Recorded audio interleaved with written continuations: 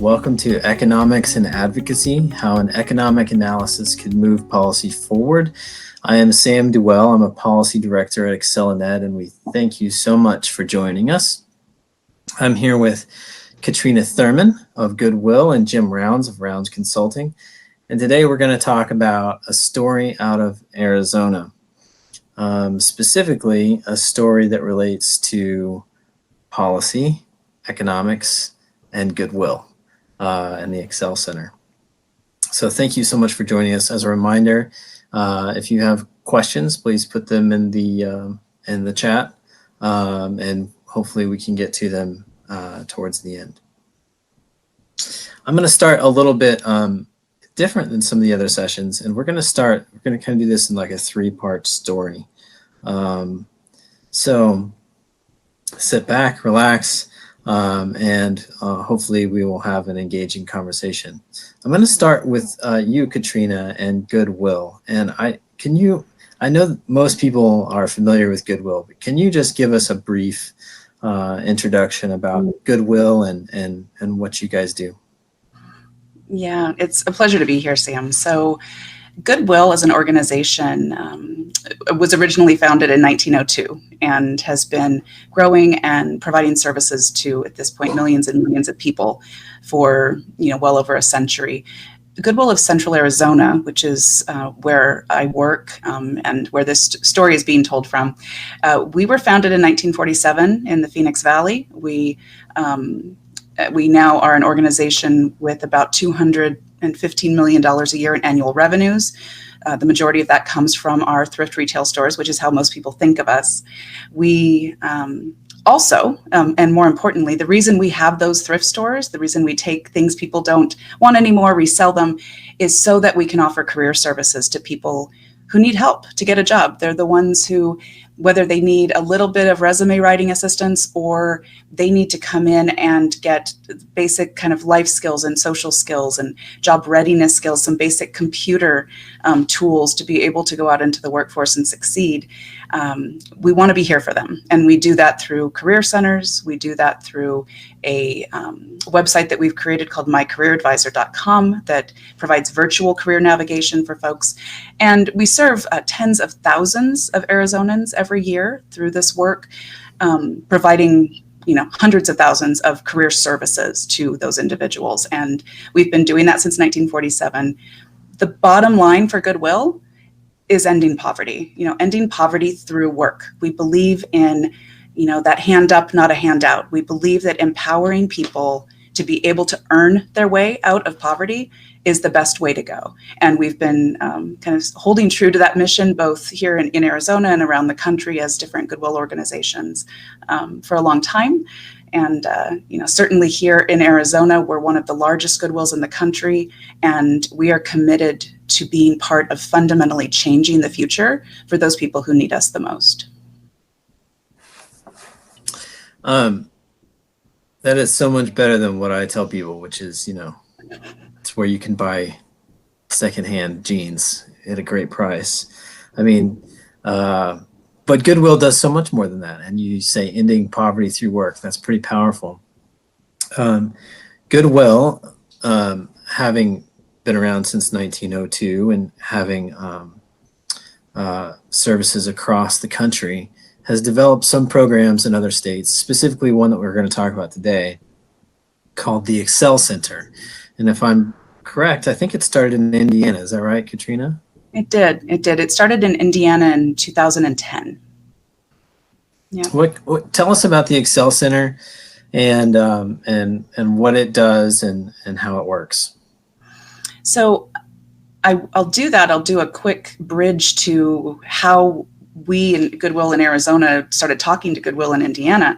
So kind of very similar situations where at the time that the Excel Center started, there were many, many hundreds of thousands of unemployed kind of or underemployed adults in the labor force or that should be in the labor force in Indiana.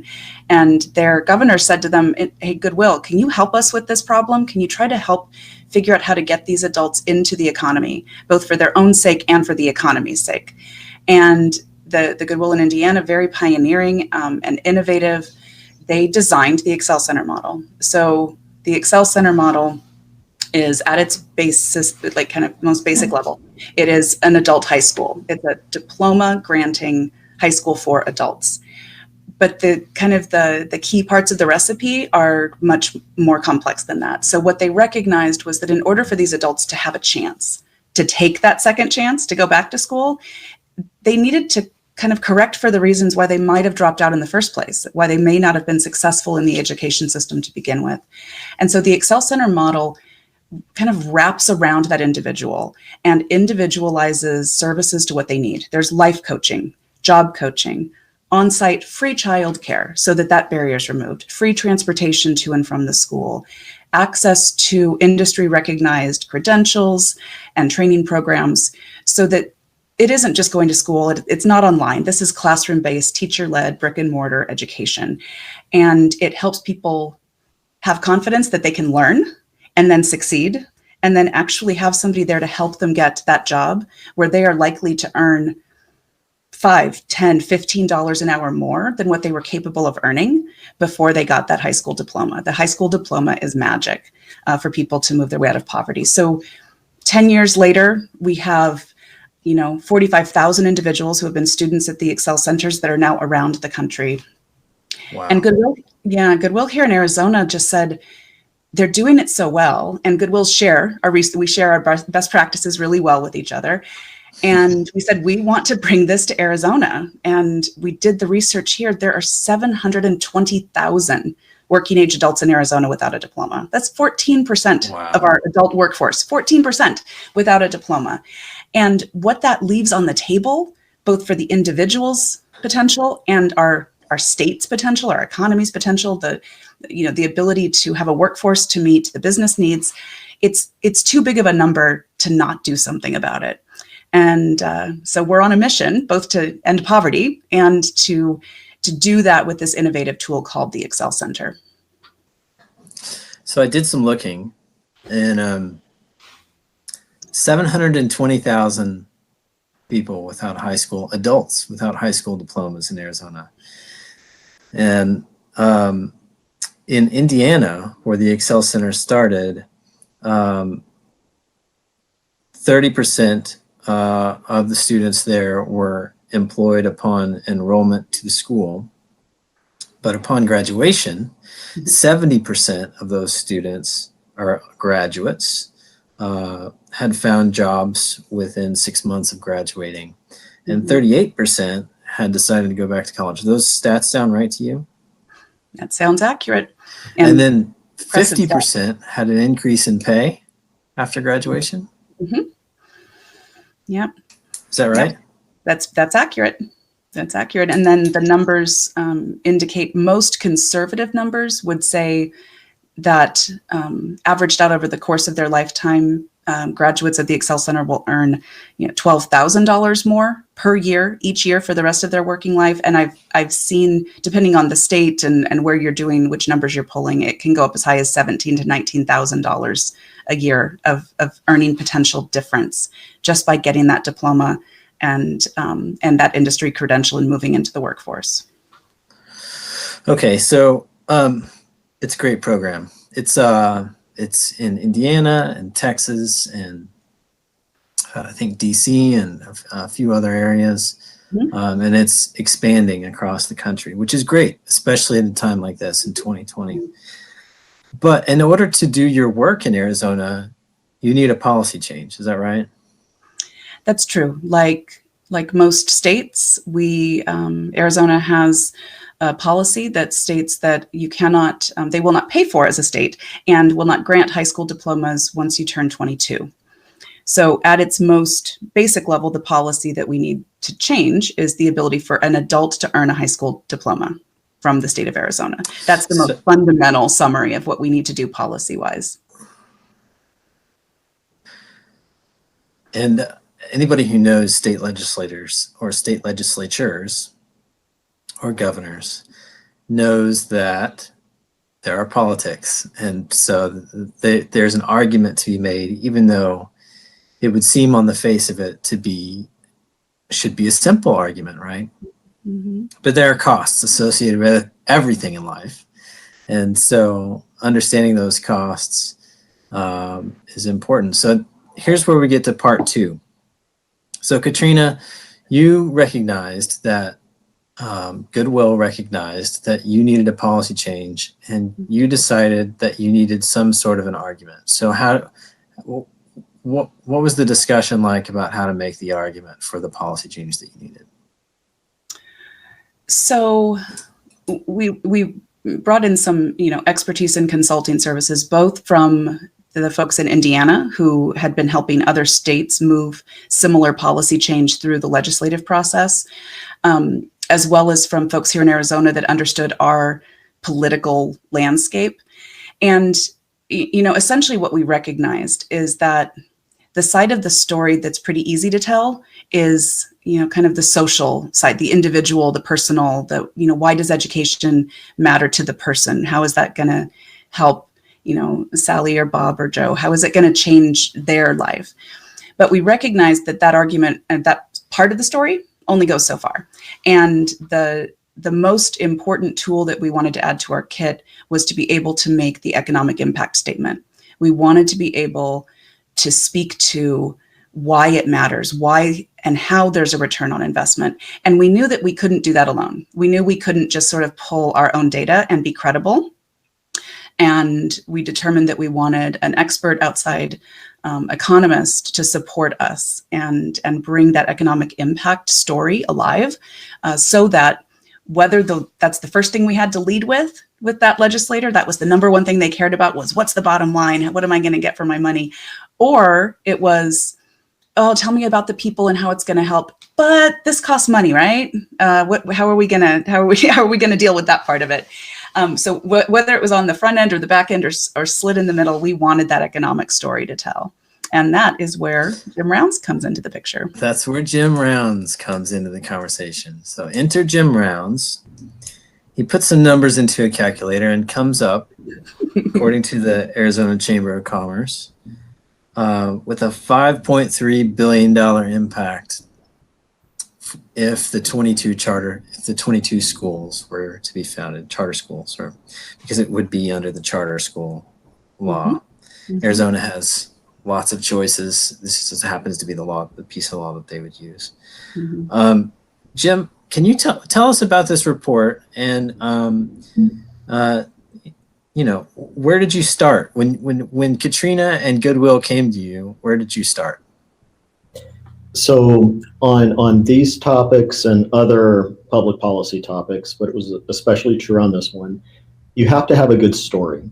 And so the story was meeting with the group, having a better understanding of how it works. And even before you do the economics, you have to discuss some of those social components. Is it the right thing to do? How can we help individuals? You have to understand that. But where I think a lot of people often fail is the story needs to read like chapters in a book. And so picture one book where all the chapters are glued into the binding based on the proper order, and another one where the chapters are all scrambled around. You have to go through a particular process. So you have to explain why it is you're doing something. And in this case, as Katrina said, we're trying to address poverty issues, but we're also trying to help the economy. So after you explain those issues, you get into some of the nitty-gritty math and you explain, okay, how many people might participate in this program?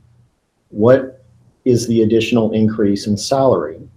What are the additional burdens that might be realized by the state if people are on higher levels of social services versus being a net contributor to state tax collections? And you have to do that. You have to do some of the math. But the great thing is that if it's a good idea, and this is why you got to start with that story, the math very often works out.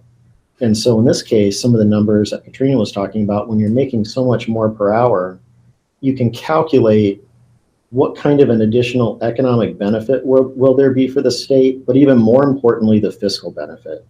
And so you want to treat this not just as an academic or a social program. You want to treat this like an economic development program where businesses are often incentivized based on the contribution they're going to provide to the economy.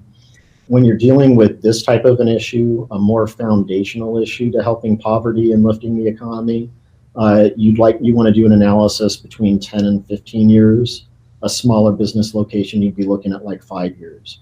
So you do the analysis on what's the benefit of these different graduates over time, and in this case, a 10-year amount of time, on what the net contribution is to the state's economy. And the economic output, was in the billions, as was noted, but the fiscal impact, the tax revenues, which would be used to pay for the program, are in the hundreds of millions. And the cost of the program is far less than what the extra economic benefits are going to be. And if you have people that are trusted, that I always provide the right kind of information, they're not known for maybe fudging numbers here and there. The lawmakers trust the numbers that are put out. And in this particular case, we ran different scenarios, and in every case, we had a positive return on investment within an aggressive period of time and even in the normal period of time. And this is critically important because a lot of policymakers say we need to run government like a business. Well, you can't run government like a business. You have to bring in business principles. But if we are doing that, then we have to look beyond the current legislative session, and we have to say, what can we invest in to generate a positive return based on what we want to spend? And if you can get to that break-even point where you're generating more money than the initial cost, and it's in a short period amount of time, and this one was very short, much shorter than I anticipated. I was anticipating 10 years or so, and I think it was 3 or 4. This is a good investment. I'm going to stop you there, Jim. So hold on. So you just said break-even point. And so what I hear you talking about is with a policy change, if you extend the age of who can attend these public programs, you're increasing the cost. But that's only half or less than half of the equation, because you're not talking about the value of the program and the value that it generates. At some point, the value is going to exceed the cost, right? And at that point, that's called the break-even point. And what I heard you just say was the break-even point was going to be 3 to 4 years into the program. Is that right? Yes. So talk a little bit more about that. I just wanted to, remember, sure. we're talking to a national audience, and some folks are policymakers, but some folks are not. So we just want to make sure that I wanted to highlight that point. That's important. Sure. So, and I used to work at the state legislature, and so I developed budgets for several years, did forecasting. The process works as you look at the budget for the upcoming year, and if there's an item that has a cost, you basically reduce what they call the box, which is the amount of money that can be used for projects. However, what's not added in are the dynamic benefits, which I don't even consider dynamic. This is just economics. These are realized benefits that are proven. So it may cost the state, a couple $1 million in the first couple of years, but then they might get $5 million back within 3. And then going forward, you always have these diverging curves where the benefits are going to accelerate faster than the costs.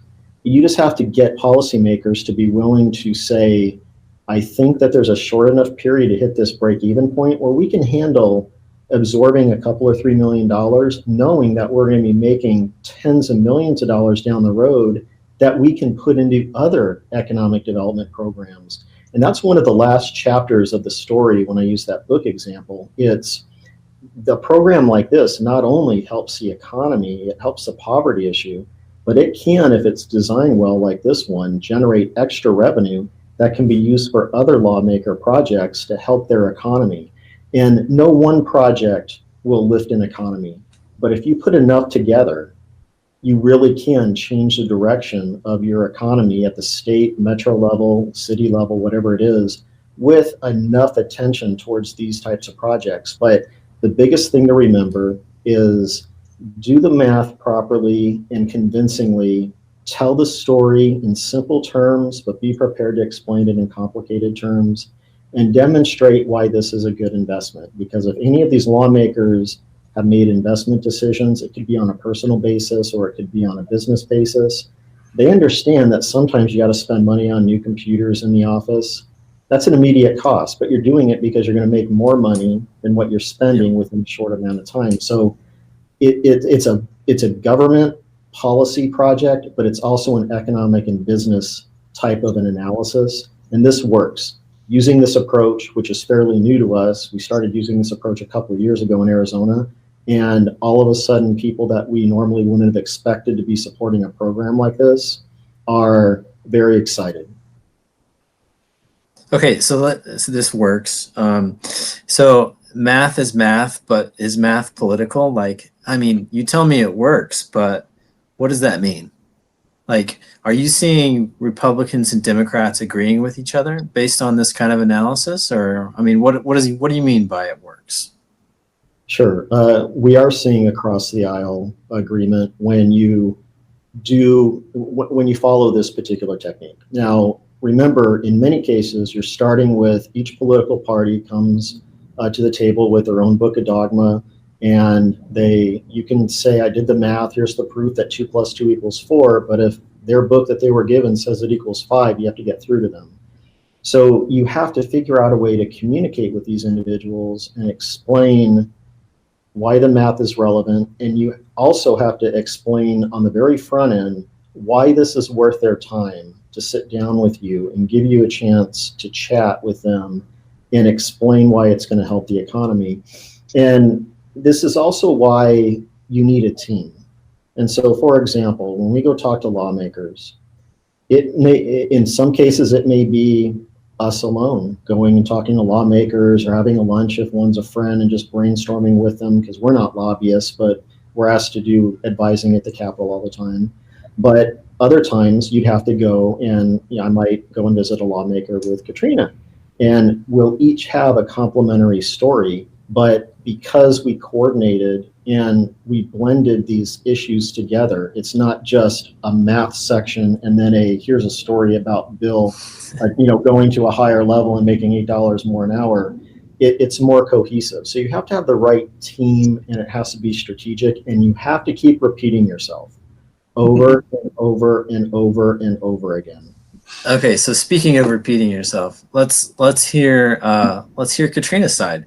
So Jim comes up with this wonderful report, and it says all these great things. $5.3 billion economic impact, $1.9 billion in economic growth by year 10, something like $300+ million in generated tax revenue extra in 10 years. Great numbers. What do you do next? So let me say a few things about that. Not once, not on the most wildly liberal or conservative side of the aisle, not once did anybody question Jim's report's integrity. And I think that is the magic of it, is that the reputation that Rounds Consulting has built with the individuals at the Capitol, nobody questioned that the numbers were true.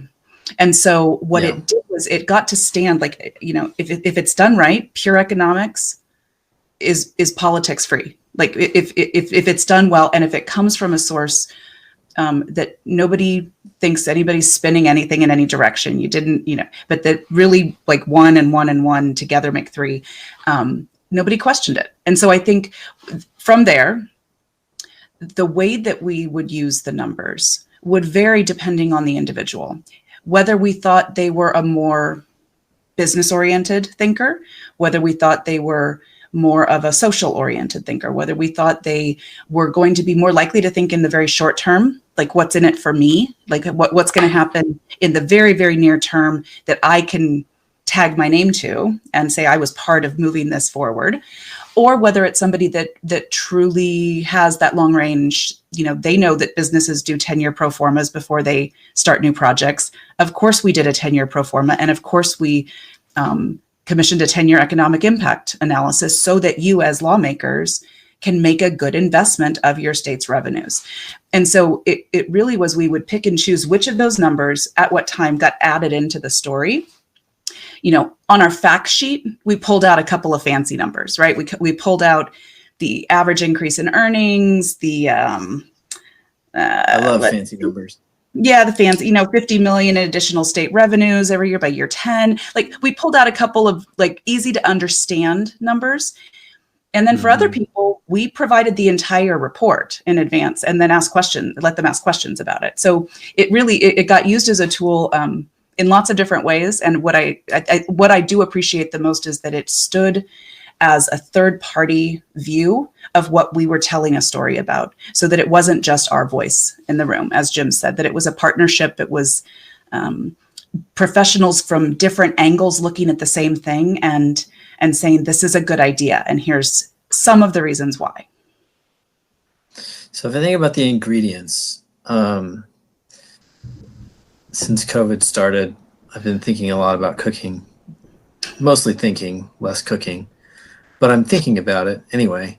The ingredients, I'm thinking about ingredients to how to bake this cake. The first ingredient is the actual cake itself, which is the Excel Center and the things that you have proven in the other states that you've worked in, right? But then comes the need to share the cake with more people, and you need a way that's gonna make it flavorful, and so you add some math, right? You add some math, but then you need to be able to tell people about what kind of a cake it is, right? So you need some messaging. And one of the most important things that I heard you just say, Katrina, is that the messenger matters maybe as much as the message. You could have all the right numbers, you could have all the right math, but if it's coming from a source that's not trustworthy, it's difficult to take it at face value. Do you think that's true, Jim? Yes. You could have advisors that tend to be a little bit more on the left side of the political aisle that have a fantastic general economic analysis and a suggestion for policy change next session. But unfortunately, in politics, you kind of have that badge of a particular party or a particular side of the aisle. And another unfortunate component of politics is people from one side of the aisle sometimes don't trust the other. We've gone to great lengths to focus on the facts, be decent to people on both sides of the political aisle, be willing to work on both sides. But we've also limited ourselves to working on projects that we believed in. So we were never a group that was for hire and asked how much it costs to get to a particular result. Now, it's difficult sometimes to turn down projects, but in the long term, this has greatly helped us. And there are other consulting firms that follow this approach that I respect very much. And then there are other consulting firms that get the project that I just turned down within 5 minutes. And then we have to go down to the Capitol and explain what's right. But I think doing the right thing, having that focus, and doing the math, thinking more holistically about this really does help more than people would realize. Yeah, I can say, Sam, probably one of the hardest things that I heard sitting in a legislator's office was something along the lines of, why the heck should I care about that loser who dropped out? Some, versions of that definitely came out through some of those conversations. And I said, and I was able to say, let's put that aside.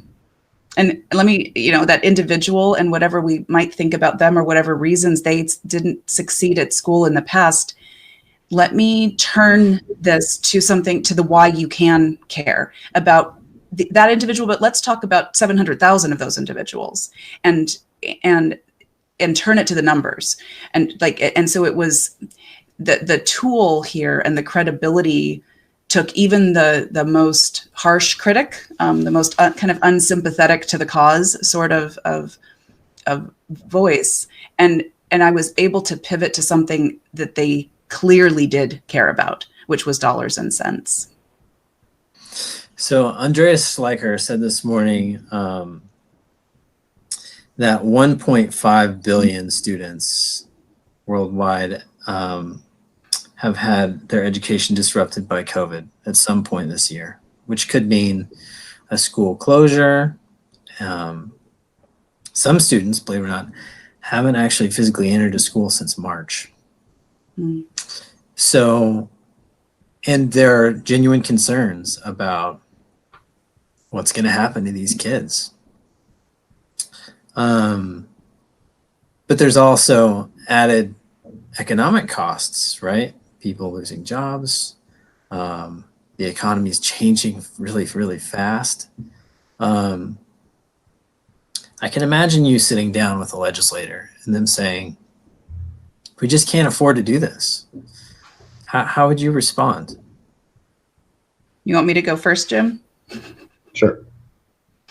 I would say we can't afford not to. We literally can't afford, both in the short term and the long term, we can't afford not to do this. We can't afford as a state not to be prepared for the fact that the impact COVID is going to have is that the learning loss is going to result in higher numbers of high school dropouts and individuals who are not ready to complete on time or at all, who are going to feel like they're failures at learning and they're going to stop trying. We need to be ready and have the infrastructure in place to make sure that that workforce has any chance at all of continuing to be here, to engage in our economy, to help the state continue on the growth trajectory that we're on. So I think, to me, the answer feels sort of simple. It's like, we can't afford not to. The consequences are just going to be too significant, both to individuals, families, communities, our society in general, and to our economy. This is a great example of the tag team approach that we were talking about earlier, because this is where I could jump off and say, here's a status of what's happening with the economy. Even if we have a minor shutdown, we'll get through it. With the vaccines being distributed, we're going to be in good fiscal shape. We helped advise different lawmakers to have a large rainy day fund, which is going to get us through some of the tough times in the spring. And we're going to emerge from this as a state more fiscally strong than we are than a lot of other states.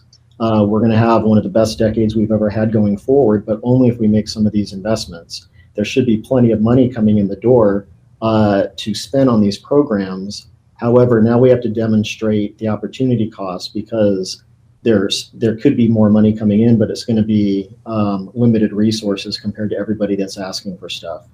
And so we have to demonstrate that this is one of the better uses of the monies. And I can tell you, not many policy suggestions down at the Capitol have even thought about the economic and fiscal benefits. And this goes all the way back a couple of decades ago, when I would have to look at some of these bills for lawmakers. And because they didn't go through that process, a lot of the ideas were very bad. And we also saw some bad policy that was implemented because they didn't go through the process that we're talking about. So the combination of you can't afford not to, plus maybe we can't afford it, because here's the reality of the economy. And staying engaged with these groups, like us participating in the legislative forecast meetings every quarter, writing articles, doing things like that, staying in front of people is very critical. And it's very critical to basically have commercials for your product by doing the interviews and having events, because it's not selling something like a product, it's actually selling something better than a product, because it's helping people. Mm-hmm. So you mentioned opportunity cost. And I think I know the answer to this question, but can you describe in simple terms, Jim or Katrina, what opportunity cost is? And if after that, another simple question, can it be quantitatively measured? I'm going to let you do that one, Jim. Sure. So there's a lot of things. That sounds like something out of my economics classes in college. So you go first. There's when I give speeches, one of my favorite slides is to show that a lot of things make the economy tick. And so tax policy matters, economic development policy matters. There's dozens of things, water, infrastructure, there's all sorts of things that matter. And so you have to select the right balance of these particular items. And so let's say you have a situation where you have an extra dollar to spend somewhere, and you already have a very competitive tax structure, and you put that dollar into a tax cut. If it's already very competitive, you'll have a little bit of a gain, but not much, compared to an area where maybe the funding has been, kind of strangled a little bit lately, and you might have a higher return on the investment. And so we have to make choices between one project or another. And if we focus on this acknowledgement that lots of things make the economy tick, you can't just say this type of a project is good and this one is bad. Every tax cut has a positive economic benefit, everyone. But if you already are competitive in taxes, that extra tax cut might yield far fewer benefits than investing in, say, a project like this. And this is where you have to educate people on how the economy works. And the lawmakers that I found that are the best are the ones that took the time to listen, ask questions, read books, and understand the basics of the economy.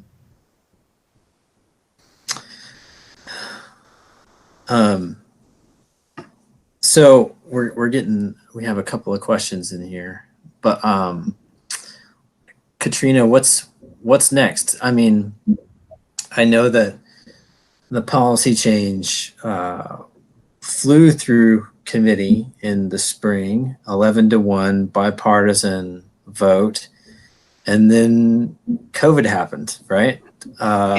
So the policy's still not passed. What happens next? We are reapproaching. We are going to go back to Representative Michelle Udall, who was our primary bill sponsor. We'll go back to the same individuals who were in support of the bill in the past, those who weren't. We start having those conversations and say we're back and we think it's now more important than ever. So based on what just happened, we can kind of go down one path or another as a state, as communities, as on behalf of our economy. And projects like this now more than ever, we need you to listen to our story and need your support to move it through so that we have the policy in place that we need to make the investment we want to make to open the doors of these schools across the state. Our goal is to have 22 of them in Arizona by the end of a decade, and we believe that it's so important to do that. We're back at the legislature already, and we'll go through the same House committees and Senate committees, and we'll have some new techniques because COVID changes the language and the flavor of what people want to hear right now, but the fundamentals will stay basically the same.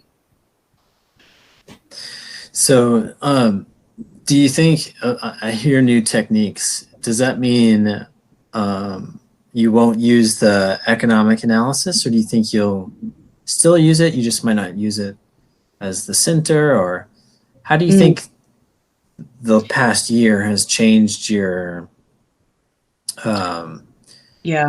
strategy or tactics in terms of using the economic analysis?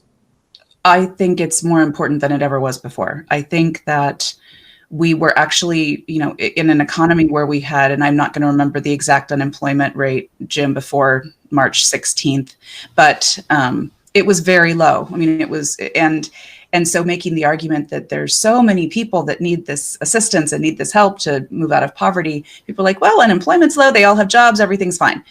I think the recognition of the struggle of people in poverty or the working poor, I think that conversation has been, the light has been shined on it. I think it's going to be more top of mind than it was. So it makes the argument that if we don't do something, we are not setting ourselves up well, both at an individual or a state level going forward. And so I think I just reread the economic impact report. It's fabulous work, Jim. use it to put myself to sleep occasionally. If I read the whole thing, the executive summary, I can do that any day. It is a beautiful report, and it says all the same things we need to say now. And I think we'll just underscore a few more of the points. I don't see. I don't know. Do you agree with that, Jim? I don't know. It was all right. No, I was proud to participate in this, and this issue of opportunity costs and what's going to help the economy, all these things are relevant. But what I like about this is we've already acknowledged that one of the biggest risks to the state's economy is poverty affecting attainment, and this is an issue from Arizona Board of Regents going into college through the community colleges, and then for this particular group, we need to start raising incomes if we're going to catch up to many of our economic development competitors in terms of per capita personal income. And so what's beautiful about this is it ties in to the broader story, maybe the biggest economic story in the state right now, of we need to lift incomes and we have to be efficient about it. And this is one of those components. And we're going to need many different policies to really change the figures for an entire state. It'll take a couple of decades of being aggressive, but that means we have to start now. We have to start implementing programs like this now and others. And I always feel like things are going the right direction because I always like to draw, I like to map out my projects on a whiteboard. And if I don't have a whiteboard in the room, I still do it in my head because I'm visually oriented. And you draw these Venn diagrams where the circles overlap with one another like Olympic rings. And you have a higher ed circle that overlaps with the Goodwill project, that overlaps with some other community college workforce training items. When you have this overlap, it almost always indicates that we're going in the right direction. And what's also nice is you have ambassadors from the other groups that you're tied to supporting your initiative if you're willing to help support theirs. And there's no reason that when these groups are working together, it's not really going after the same dollar. It's can the group go after an even bigger dollar amount than if they went after it separately? And I don't mean just grabbing money. I'm talking about getting the investment money to make 5 times the amount of money for taxpayers. And then you can have the concluding statement that I always love. This program will provide relief to taxpayers in the long run because it'll lift the economy and taxpayers are going to benefit as a whole. Well, that crosses the line on both the left and the right side of the aisle very quickly. So, Katrina, this brings me back to the Excel Center. And I know that everybody loves buckets, or maybe they don't. But, trying to basically label what the Excel Center is, as Irshad Manji might say, don't label me. But the Excel Center in other states has operated as a charter school. It, may be seen as a post-secondary program, could be seen as a workforce jobs program, industry credential program. In 30 seconds, what is the Excel Center? Does it fit in one of those buckets, or what is it? How would you describe that to legislators? As soon as you said do it in 30 seconds, the pressure is on. So, at its core, it's an adult high school program. Right. Right. But it's an adult high school program where you earn an industry credential. It's an adult high school program, which by its very nature means it doesn't fall into almost any of the things that traditional K through 12 education sort of looks at or values, though it needs to address all of the K through 12 issues.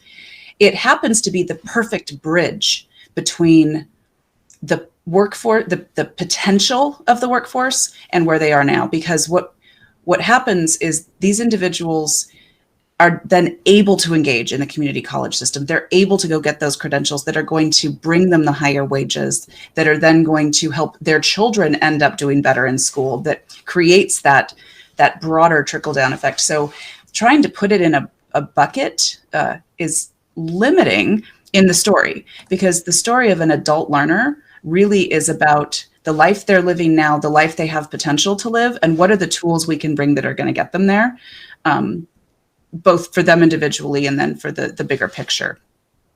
So, when we talk about it from all those different angles. We talk about it as adult education. We talk about it as the bridge to get people into the community college system and into the trades. It's the way to get people to cross that finish line of K through 12 is then the gateway to everything else that can come next for them. So, sorry, I didn't end up for you, Sam. Yeah, no, it's a trick question. You've answered it right. So, as I think about this economic impact analysis and I think about the Excel Center, it's hard for me to imagine why people would be against this, but I would imagine that there will be people who are against it. How does that fit into your decision making over the next 6 months? Jim mentioned working with people who may not agree with you, or working to create highlight commonalities where they may have been ignored previously. Like, what do you do with people who disagree with you, Katrina or Jim? I'll go first. I'm sure Jim will have similar to our piggybacking on each other the last time. I think my answer would be that the experience we've had bringing this to legislators in the past is that it is a very bipartisan issue, and that the moderate members of both kind of parties and interests, they see that there's a common group of core quality thinkers at the legislative level that see the value in this.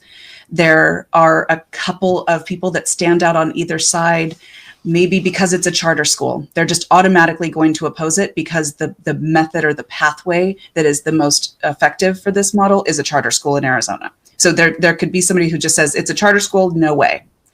There could be somebody that says, it's a high school dropout, no way. I just don't care.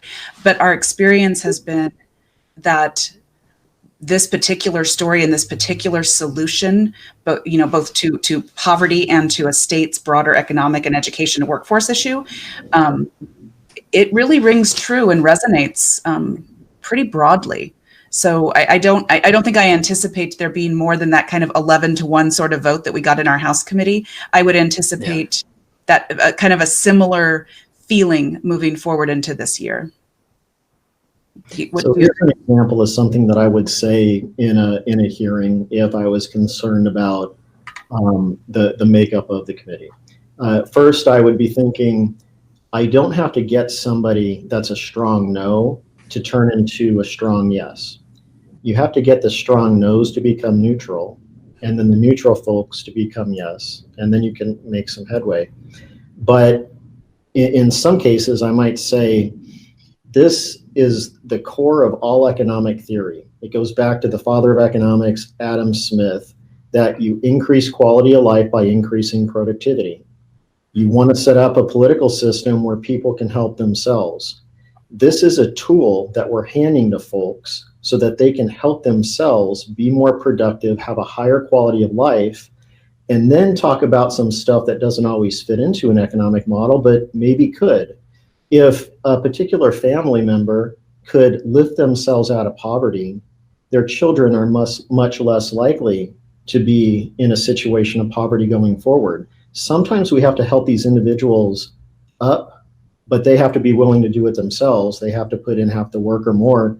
But once they're up, we could change the destiny of not just the current family, but families going forward, which is going to place less fiscal burden on the state. Maybe that's even something that we should consider monetizing in the future too, the longevity of the social changes that are made. Anytime you can monetize something like that, it's of value because it shows the state can afford it, because ultimately the state lawmakers are like shoppers and they're buying what they can with a limited amount of money in their checkbook.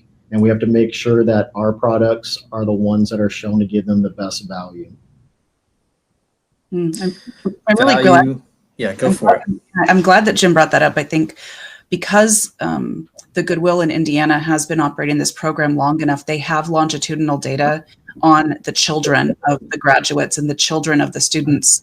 Wow. And we now actually have, and this is outside like third-party research from a university that has been studying the Excel Center. And while I don't have the numbers exactly off the top of my head, they now can prove both the like high school graduation rate of individuals whose children watched them graduate. And now those kids now stay in school. They get, their grades are going up.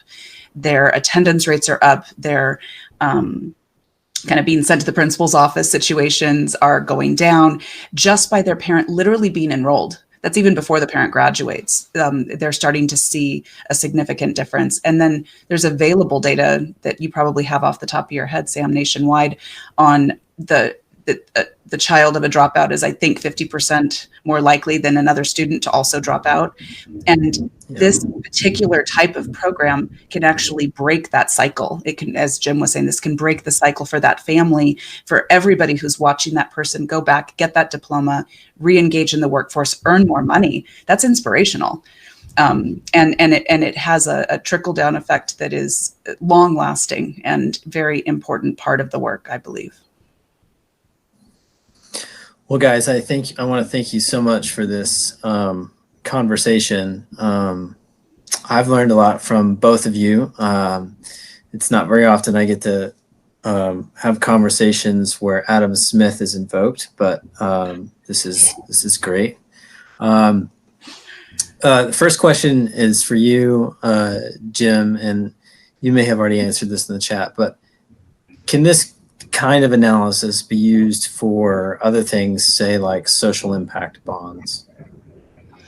Yeah, and I in the chat I asked for a little bit more clarification, and I do think that these types of projects can be monetized like what was being discussed. In fact, I don't want to say everything can be monetized, but a lot of public policy items can be partly monetized.